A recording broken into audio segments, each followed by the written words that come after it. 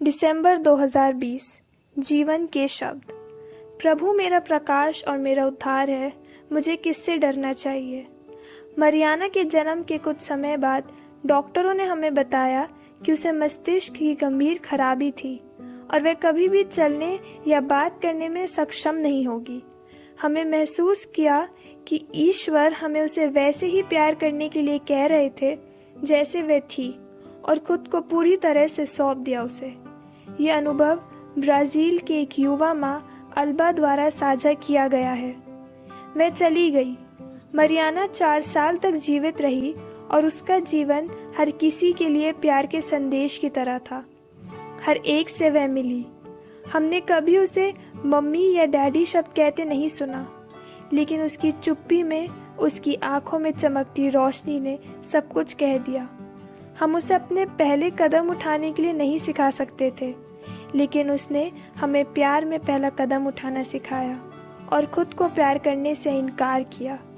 वे पूरे परिवार के लिए भगवान का प्यार का उपहार थी। हम सभी को संक्षेप में बता सकते हैं कि वे एक ही वाक्य में थी। प्यार को शब्दों से नहीं समझाया जाता है। आज भी हम में कुछ ऐसा हो रहा है। ये देखना असंभव है। हमें अपने जीवन को पूरी तरह से प्रबंधित करने के लिए हमें प्रकाश की आवश्यकता है।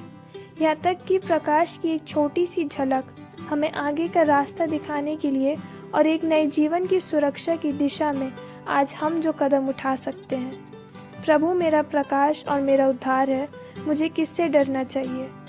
स्त्रोतों की पुस्तक में पाई गई ये प्राचीन प्रार्थना हमें बताती है कि पृथ्वी के हर कोने में और मानव इतिहास के हर युग में लोगों ने दर्द, भय, संदेह और अकेलेपन के अंधेरे का अनुभव किया है।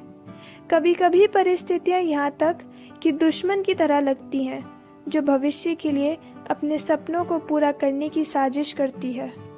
ये संभावना है कि लेखक किसी को गलत तरीके से अभियुक्त बनाया गया था और निर्णय का इंतजार करते हुए उसे छोड़ दिया गया था।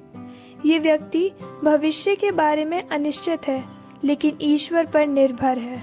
वह जानता है कि परीक्षण और क्लेश के समय में ईश्वर ने अपने लोगों को कभी भी छोड़ा नहीं और ईश्वर स्वतंत्रता देता है। यही कारण है कि वे ईश्वर में प्रकाश पाने और सुरक्षित और अनुपलब्ध संरक्षण प्राप्त करने के बारे में सुनिश्चित है, क्योंकि वे व्यक्ति अपनी खुद की कमजोरी के बारे में जानता है। वे ईश्वर के लिए खुलते हैं और उस पर भरोसा करते हैं। उनके जीवन में उनकी उपस्थिति का स्वागत करते हैं। वे आत्मविश्वास से अपने प्यार के अप्रत्याशित रास्ते पर अंतिम जीत की प्रतीक्षा करते हैं। प्रभु मेरा प्रकाश और मेरा उद्धार है, मुझे किससे डरना चाहिए। ये पिता के प्यार में हमारे विश्वास को फिर से जगाने का सही समय है, जो चाहता है कि उसके बच्चे खुश रहे। वे हमारी सारी चिंताओं को अपने ऊपर लेने के लिए तैयार है, ताकि हम अपने आप को बंद ना करें, लेकिन अपनी रोशनी और आशा को दूसरों के साथ साझा करने के लिए स्वतंत्र हैं। फोकोलारे के संस्थापक के रूप में क्यारा लुबिक ने लिखा, जीवन के शब्द हमें अंधेरे से प्रकाश तक के मार्ग पर मैं से हम तक मार्गदर्शन करता है। हमारे विश्वास को पुनर्जीवित करने का निमंत्रण ईश्वर का अस्तित्व है और ईश्वर मुझे प्यार करता है। क्या मैं किसी से मिल रहा हूँ? मुझे विश्वास होना चाहिए कि ईश्वर के पास उस व्यक्ति के माध्यम से मुझे बताने के लिए कुछ है। क्या मैं काम पर हूँ? अब भी मुझे उसके प्यार पर भरोसा करना है। कुछ मुझे पीड़ित करता है। मेरा मानना है कि ईश्वर मुझसे प्यार करता है। कुछ मुझे खुशी से भर देता है। ईश्वर मुझे प्यार करता है। वह यहाँ मेरे साथ है। वह हमेशा मेरे साथ है। वे मेरे बारे में सब कुछ जानते हैं और मेरे हर विचार, हर खुशी, हर इच्छा को साझा करता है। वह मेरी सारी चिंताओं और जीवन में मेरे सामने आने वाली हर चुनौती को साझा करता है।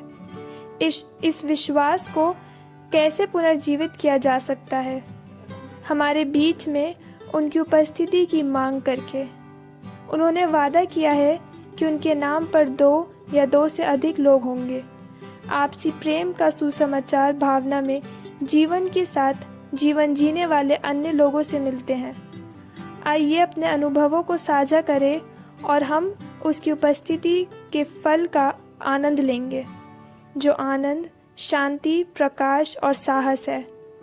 वह हम में से हर एक के साथ रहेगा और हम महसूस करेंगे कि वह हमारे करीब है और हमारे दैनिक जीवन में काम पर है।